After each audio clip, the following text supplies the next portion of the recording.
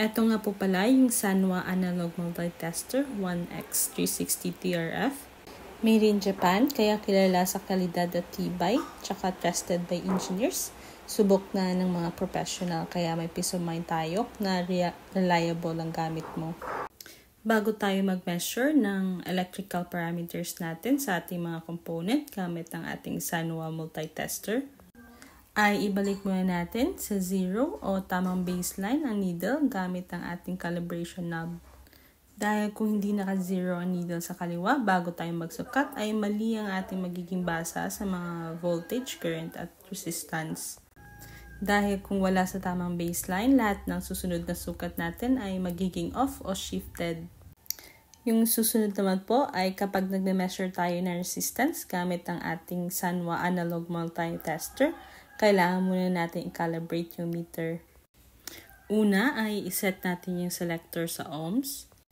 Ikaw na yung bahala na mag-set ng range depende sa i-measure mo na component. Tapos pagdikitin mo o i-short yung dalawang test probes, dapat yung needle gumalaw papunta sa 0 ohm o kanang side ng scale.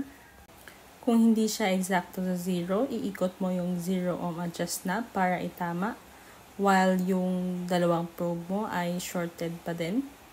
Yung purpose nito ay para i-compensate yung pagbabago ng battery power sa loob ng tester natin kasi may sariling maliit na battery ang multimeter para sa ohm function.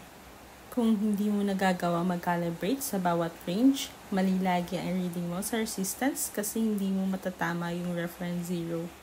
Kaya ugaliin mag-calibrate o mag-test bago tayo mag-measure ng kahit anong electronic component. Ito yung gamit natin is Sanwa YX360 TRF analog multimeter. Sobrang precise yung readings at shockproof at heavy duty pa. Bagay na bagay pang fieldwork.